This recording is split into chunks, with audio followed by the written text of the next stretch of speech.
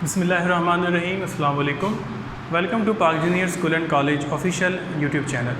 9th biology chapter 4 हमारा आज का टॉपिक है ground tissues and spore tissue, यानी कि परमानेंट टिश्यू की ही दो टाइप्स हैं, ground tissue and spore tissue. Ground tissue के बारे में पढ़ते हैं। ग्राउंड टिश्यू जिन सेल्स के मिलने से बनते हैं उनको कहा जाता है पैरेन्काइमा सेल्स। तो पैरेन्काइमा सेल्स पूरी प्लांट बॉडी में पाए जाने वाले सबसे ज़्यादा सेल्स होते हैं। तो मोस्ट अबंडेंट सेल्स का मतलब है कि प्लांट बॉडी में पाए जाने वाले सबसे ज़्यादा सेल्स। ये MCQs भी है कि which type of cells are present abundantly in plant body, तो वो है पैरेन्काइमा सेल्स। और पैरेन्काइमा सेल्स आपस में मिलकर ग्राउंड टिश्यूज़ बनाते हैं। अगर हम इनके सेल्स की शेप की बात करें तो वो स्फेरिकल, मतलब कि वो गोल होते हैं, लेकिन जहाँ से वो एक दूसरे के साथ अटैच होते हैं वहाँ पे वो थोड़े से पतले होते हैं। इसकी सादा सी मिसाल है, घरों के अंदर जब हम रोटियां पकाते हैं तो आटे के पेड़े किए जाते हैं।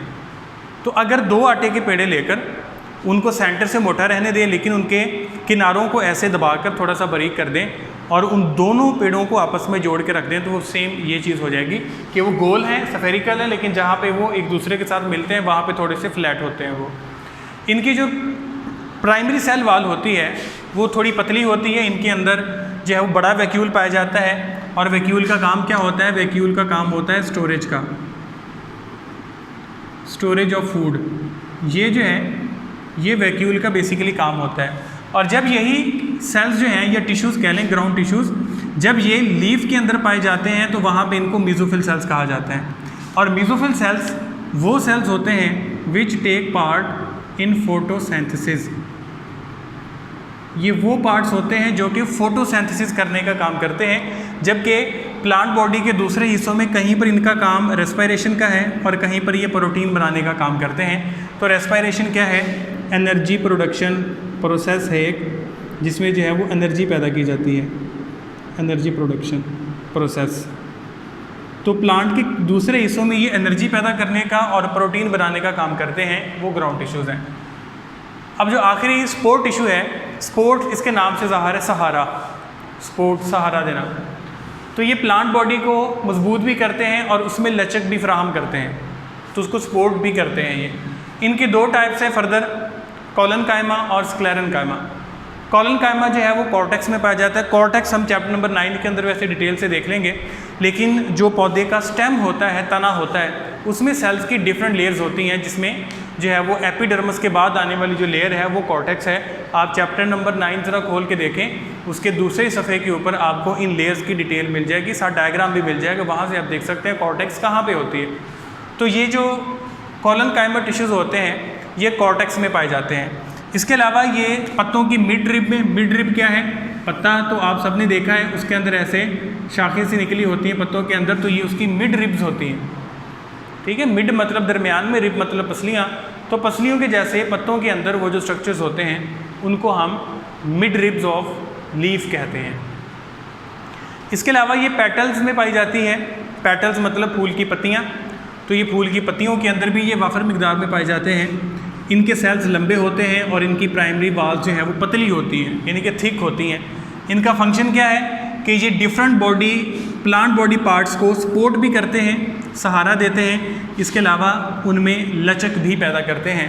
तो ये सिंपल कॉलनकाइमा टिश्यूज़ का जो है वो डिटेल है उसकी। स्क्लेरेनकाइमा टिश्यूज़ आखिरी टिश्यूज़ हैं हमारे आज के। इनकी सेल वाल बड़ी सख्त होती है, क्योंकि इनकी सेल वाल के अंदर एक केमिकल पाया जाता है जिसको लिग्निन कहा जाता है। और लिग्निन ये सेम वही केमिकल है जो कि वुड मतलब कि लकड़ी के अंदर पाया जाता है, और लकड़ी इसी वजह से ज़्यादा हार्ड होती है। तो लिग्निन नाम का केमिकल इसकी सेल वाल्स के अंदर पाया जाता है, जो कि इसको ज़्यादा हार्ड बना देता है। और बहुत ही इंपॉर्टेंट MCQs कि इसमें most of the cells are dead. ज़्यादातर सेल्स जो हैं वो इसके अंदर डेड होते हैं, वो एलोंगेट नहीं करते, वो डेड होते हैं सेल ज़्यादातर। तो यही हमारा जस्ट बेटा आज का टॉपिक था। तो ये लेक्चर जो है वो थोड़े से शॉर्ट इसलिए चल रहे हैं क्योंकि इनमें जो है वो ज़्यादा डिटेल में अगर हम जाएंगे तो टॉपिक्स काफ़ी ज़्यादा कॉम्प्लिकेटेड हो जाएगा। तो इसीलिए हम जस्ट वही चीज़ें डिस्कस कर रहे हैं जो कि बुक पे लिखी हुई हैं, और कोशिश ये हम करते हैं कि जो चीज़ें समझने वाली हैं उसको हम समझें। जैसा कि आपकी याद रखने वाली चीज़ें मैं दोबारा रिपीट कर रहा हूँ, ये MCQs है कि पौधे के अंदर ज़्यादा सेल्स, अबंडेंट सेल्स कौन से पाए जाते हैं। तो पौधे के अंदर जो ज़्यादा अबंडेंट सेल्स पाए जाते हैं वो पैरेन्काइमा सेल्स होते हैं। तो पैरेन्काइमा सेल्स, इसके अलावा अगली चीज़ है, ये इनका फंक्शन बड़ा इंपॉर्टेंट है कि लीफ के अंदर कुछ और काम है, दूसरे बॉडी पार्ट्स के अंदर कुछ और काम करते हैं। तो जब ये लीफ के अंदर होते हैं तो इनको हम मीज़ोफिल सेल्स कहते हैं, तो वहाँ पे ये फोटोसिंथेसिस करते हैं। और अगर ये प्लांट की दूसरे बॉडी पार्ट्स के अंदर होते हैं तो वहाँ पे वो एनर्जी पैदा करने वाले प्रोसेसेस चलाते हैं जिनको रेस्पिरेशन कहा जाता है और प्रोटीन बनाने का काम करते हैं। कोलेनकाइमा टिश्यूज़ के बारे में कि ये कहाँ पाए जाते हैं, ये पत्तों की जो मिड रिब्स, आपको मिड रिब्स का बताया कि जो पत्तों के अंदर वो शाखे से निकली हुई, पत्ते के अंदर ही वो जो ऐसे स्ट्रक्चर्स निकले होते हैं वो मिड रिब्स होते हैं, फूल की पत्तियों में पाए जाते हैं। इनकी प्राइमरी वाल जो है वो पतली होती है। इसके अलावा कोलेनकाइमा के बारे में 2 इंपॉर्टेंट चीज़ें कि इनकी सेल वाल में ज़्यादा पाए जाने वाले केमिकल लिग्निन है और इनके सेल ज़्यादातर डेड होते हैं।